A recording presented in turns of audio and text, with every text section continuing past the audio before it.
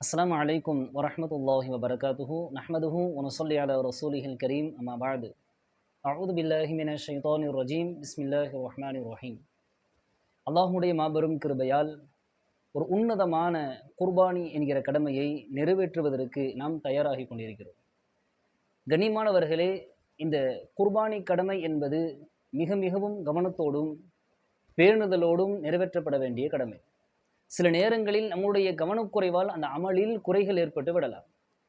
பல நேரங்களில் நம்முடைய தவறுகளின் காரணமாக குர்பானியே கூடாமல் போய்விடக்கூடிய ஒரு சூழ்நிலையும் ஏற்பட்டு விடலாம். அப்படி இருக்கும் பொழுது இந்த அமல், இந்த குர்பானி என்பது மிக மிக பேணுதலாக நிறைவேற்றப்பட வேண்டிய கடமையாக இருக்கிறது. இருந்தாலும் நம்மை அறியாமல் சில தவறுகள் நடந்து விடுகிறது. அதுவெல்லாம் நடந்து விடாத அளவிற்கு நாம் கவனமாக இருக்க வேண்டும். அதில் முதலாவது பார்த்தால், குர்பானி பிராணி மார்க்கம் சொல்லியதின்படி எந்த விதமான குறைகளும் இல்லாமல், குறைகளை விட்டு நீங்கி ஆரோக்கியமானதாக இருக்க வேண்டும். அது குர்பானி மார்க்கம் சொல்லியிருக்கக்கூடிய, குர்பானிக்கு சொல்லியிருக்கக்கூடிய வயது வரம்பை அதை பூர்த்தி செய்து விட்டதா என்பதில் கவனமாக இருக்க வேண்டும். பல நேரங்களில் நம்முடைய கவனக்குறைவின் காரணமாக இதையெல்லாம் சில நபர்கள் கவனிப்பது கிடையாது. குறையுள்ள பிராணியாக இருந்தால், வயது வரம்பை பூர்த்தி செய்யாத பிராணியாக இருந்தால், அந்த பிராணியை குர்பானி கொடுக்கிற பொழுது குர்பானி கடமை என்பது கூடாமல் போய்விடும்.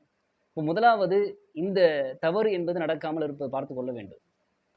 குர்பானி விஷயத்தில் நடக்கக்கூடிய இரண்டாவது தவறு என்னன்னா, சில நபர்கள் குர்பானி கொடுப்பதற்கு பதிலாக அந்த காசு பணத்தை சதக்கா செய்து விடுகிறார்கள்.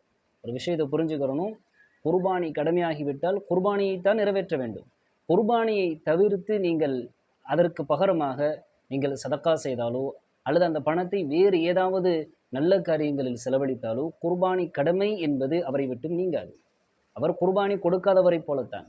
இது சம்பந்தமாக இதற்கு முன்னால் உள்ள ஒரு காணொளியில் குர்பானிக்கு பகரமாக சதக்காவா என்கிற தலைப்பில் இது சம்பந்தமாக நாம் பேசியிருக்கிறோம். இப்போ இரண்டாவது தவறு, குர்பானி கடமையாகிவிட்டால் குர்பானி தான் கொடுக்க வேண்டும், சதக்கா கொடுத்து விடக்கூடாது.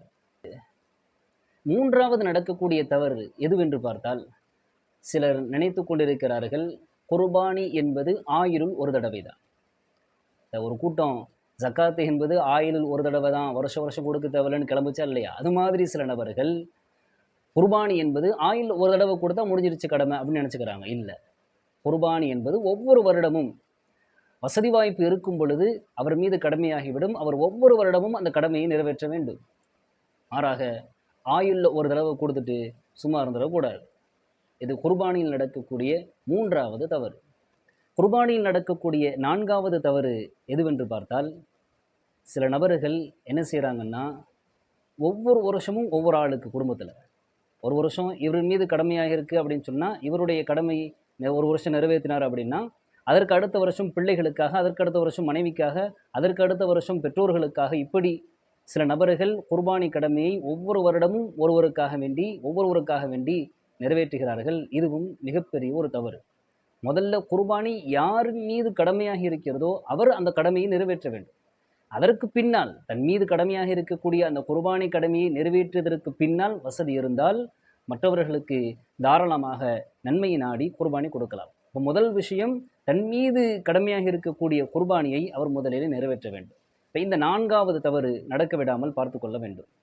குர்பானி விஷயத்தில் நடக்கக்கூடிய ஐந்தாவது தவறு என்னன்னா, ஒட்டுமொத்த குடும்பத்துக்கும் சேர்த்து ஒரு ஆடு கொடுக்கிறது கூடாது.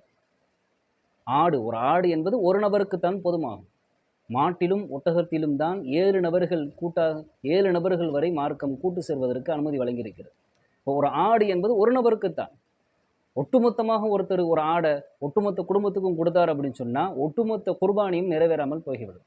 அப்போ நம்ம கேட்கலாம், ஹதீஸில் நபி ஸல்லல்லாஹு அலைஹி வஸல்லம் குர்பானி கொடுத்துட்டு ஹாதா அன்னி வ அம்மன் லம் யுதஹி மின் உம்மதி, இந்த குர்பானி எனக்காகவும் என்னுடைய உம்மத்தில் யாரெல்லாம் குர்பானி கொடுப்பதற்கு வசதி இல்லாமல் இருக்கிறார்களோ அவர்களுக்காகவும் சொல்லியிருக்காங்களே, அப்போ எல்லாம் ஒட்டுமொத்த உம்மத்துக்கும் சேர்த்து ஒரு ஆடு கொடுத்துருக்காங்களே அப்படின்னு நம்ம நினைக்கலாம்.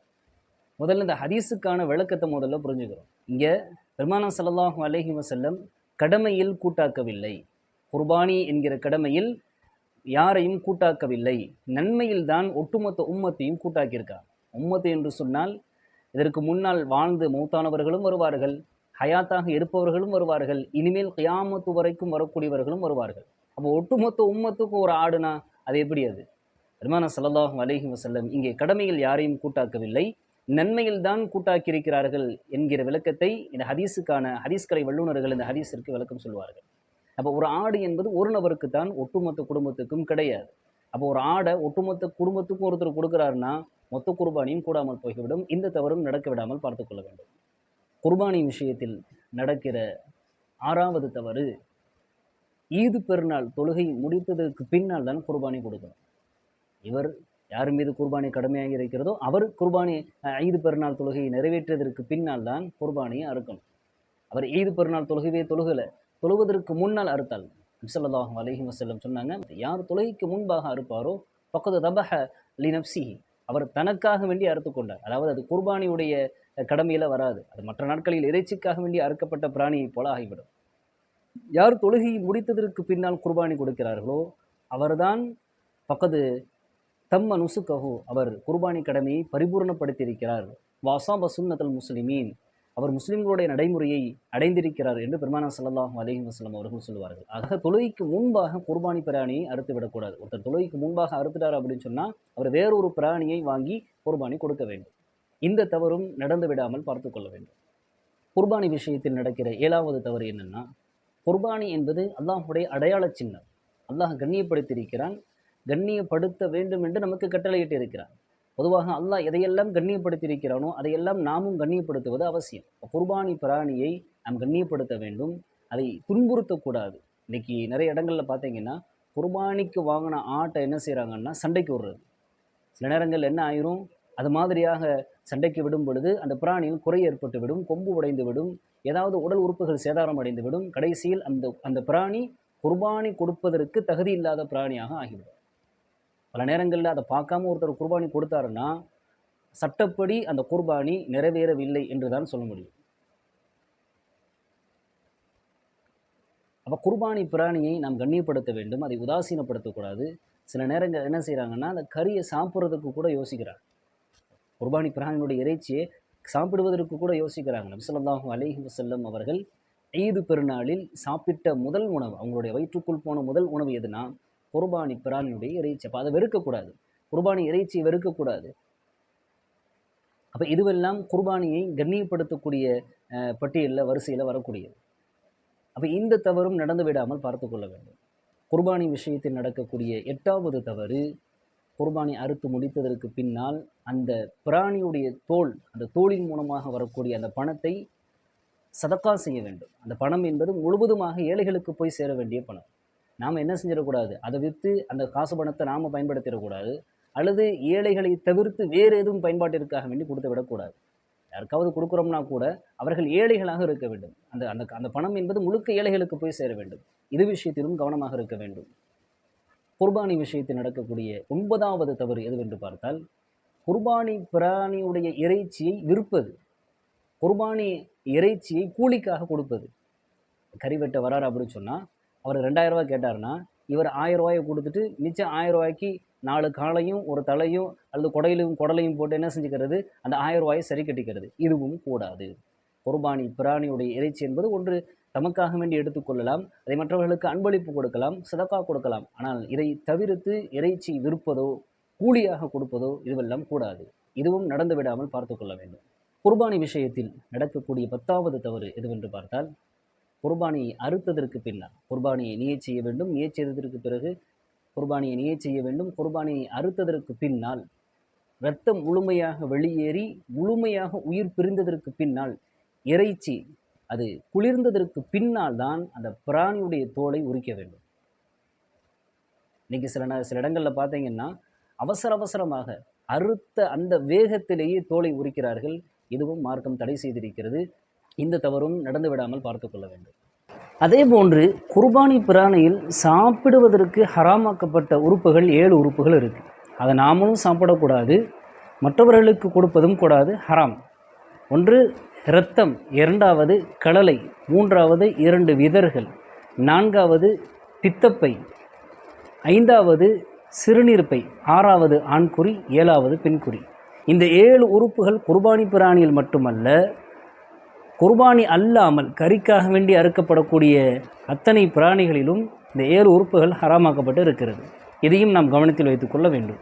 11வது கவனிக்க வேண்டிய விஷயம், இதுதான் மிக முக்கியமான விஷயம், கூட்டு குர்பானி. இன்றைக்கு கூட்டு குர்பானி என்பது சொல்லப்போனால் காசு பணம் பார்க்கக்கூடிய வியாபார களமாக ஆகியிருக்கு. எங்கே பார்த்தாலும் கூட்டு குர்பானியுடைய விளம்பரம் தான். ஒரு பக்கம் 3000 ரூபா போட்டுருந்துச்சுன்னா ஒரு பக்கம் 2000 ரூபா, இந்த பக்கம் 2000 ரூபா இருந்துச்சுன்னா அந்த பக்கம் 1000 ரூபா. எவ்வளவுக்கு எவ்வளவு அடிமாட்டு ரேட்டுக்கு விலையை நிர்ணயிக்க முடியுமோ அப்படியெல்லாம் விலையை நிர்ணயித்து ஆட்களை சேர்த்து காசு பணம் பார்க்கக்கூடிய ஒரு வியாபார களமாக குர்பானி ஆகியிருக்கக்கூடிய இந்த நிலையில் யார் யாரெல்லாம் கூட்டு குர்பானி கொடுப்பதற்கு தயாராக இருக்கிறார்களோ அவர்களெல்லாம் ரொம்பவும் கவனமாக இருக்கணும்.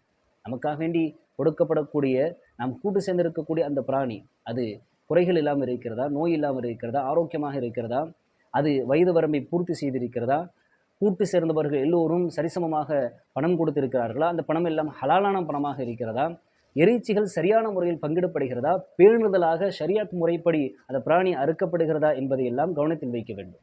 நாம் இதிலே கவனம் செலுத்தாத பொழுது, கவனக்குறைவாக இருக்கும் பொழுது சில தவறுகளின் காரணமாக நம்முடைய குர்பானி என்பது கூடாமல் போய்விடலாம். குர்பானி அறுக்கிற இடத்துக்கும் போகிறது கிடையாது, அந்த பிராணியை பார்க்குறதும் கிடையாது, என்ன நடக்குதுன்னே தெரியாது. காசை கொடுத்துட்டு பேசாமல் வீட்டில் உட்காந்துக்கிறது.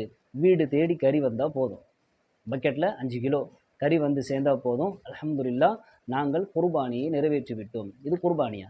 இதில் என்ன தியாகம் இருக்கும்? நபி ஸல்லல்லாஹு அலைஹி வஸல்லம் சொன்னாங்க, ஒருவர் தன்னுடைய கரங்களினால் அறுக்க வேண்டும், முடியாத பட்சத்தில் அறுக்கிற இடத்திற்காவது ஆஜராக வேண்டும். இதுதான் மிகச்சிறந்த வழிமுறை. இதுதான் நபி ஸல்லல்லாஹு அலைஹி வஸல்லம் அவர்களுடைய சுன்னத்தும் கூட. அப்போ குர்பானி, கூட்டு குர்பானி விஷயத்தில் ரொம்பவே கவனமாக இருக்க வேண்டிய காலச்சூழ்நிலையாக இருக்கிறது. அப்போ இந்த தவறுகள் எல்லாம் நம்முடைய குர்பானியில் ஏற்படாத அளவிற்கு மிகவும் கவனமாக, பேணுதலாக நாம் நம்முடைய குர்பானிகளை நிறைவேற்ற வேண்டும். அல்லாஹு தஆலா நம்முடைய கவனக்குறைவுகளை விட்டும், குறைகளை விட்டும், தவறுகளை விட்டும் அல்லாஹ் நம்முடைய குர்பானியை பாதுகாப்பானாக. அல்லாஹு தஆலா நம்முடைய அமல்கள், நம்முடைய குர்பானி, நம்முடைய தியாகம் எல்லாவற்றையும் அல்லாஹு தஆலா அங்கீகரித்துக் கொள்வானாக. அஸ்ஸலாமு அலைக்கும் வரஹ்மத்துல்லாஹி வபரகாத்துஹு.